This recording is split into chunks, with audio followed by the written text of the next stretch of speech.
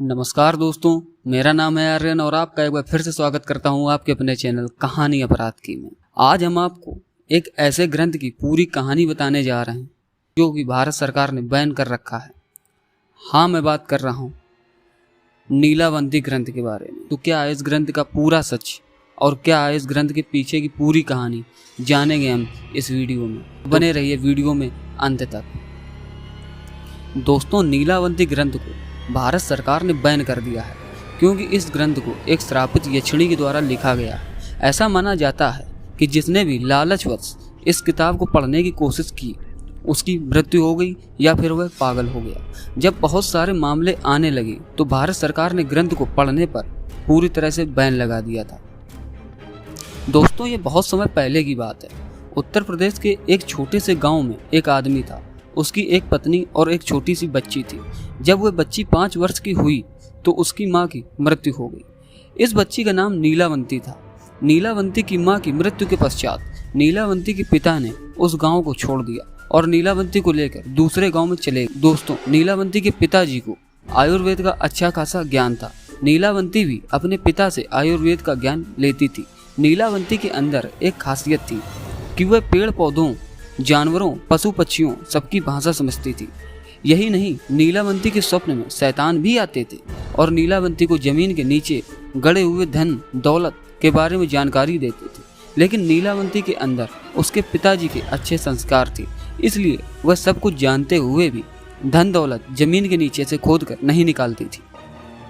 नीलावंती को पेड़ और शैतान जो भी मंत्र बताते थे वह पीपल के पत्ते से बनी किताब पर लिख लेती थी। जब नीलावंती 20 से 22 वर्ष की हो गई तब जो भूत प्रेत नीलावंती के स्वप्न में आते थे वो हकीकत में सामने आने लगे। कुछ समय बाद नीलावंती को पता चलता है कि वह एक श्रापित यक्षिणी है जो कि एक श्राप की वजह से इस दुनिया से बाहर नहीं निकल पा रही है। उसे अपनी दुनिया में जाना था। यह सब बात वह अपने पिताजी को बताती है। तब उसके पिताजी उससे कहते हैं कि बेटी, यदि तू इस दुनिया की नहीं है और किसी श्राप के कारण तू इस दुनिया में फंसी हुई है तो मैं तुझे नहीं रोकूंगा, अतः तू स्वेच्छा से यहाँ से जा सकती है। फिर नीलावंती उस गांव को छोड़कर जाने लगी कि रास्ते में उसे एक व्यापारी मिलता है। अतः नीलावंती उस व्यापारी से दूसरे गांव में जाने के लिए कहती है क्योंकि नीलावंती को एक अच्छी आत्मा ने बताया था कि यहाँ से 35 मील की दूरी पर तुम्हें एक गांव मिलेगा और उस गांव में तुम्हें एक बरगद का पेड़ मिलेगा।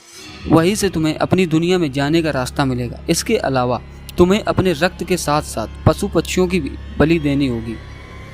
इसी को ध्यान में रखते हुए वह नीलावंती उस व्यापारी से उस गांव में चलने के लिए कहती है। वह व्यापारी नीलावंती को देखकर मंत्रमुग्ध हो जाता है और कहता है कि मैं तुम्हें उस गांव में छोड़ दूंगा, लेकिन बदले में तुम्हें मुझसे शादी करनी पड़ेगी। नीलावंती ने व्यापारी के सामने मुस्कुराते हुए कहा कि ठीक है, मुझे मंजूर है, लेकिन मेरी एक शर्त है कि रात के समय मैं तुम्हारे साथ नहीं रहूंगी। मैं कहाँ जाती हूँ, क्या करती हूँ, इसके बारे में तुम मुझसे कुछ भी नहीं पूछोगे। व्यापारी ने कहा कि ठीक है, मुझे मंजूर है। उसके बाद वह व्यापारी नीलावंती को अपनी बैलगाड़ी में बिठाकर उसे गांव ले गया। फिर शर्त के अनुसार नीलावंती ने उस व्यापारी से विवाह कर लिया। रात के समय नीलावंती प्रतिदिन बरगद के पेड़ के नीचे तंत्र मंत्र करने के लिए चली जाती थी।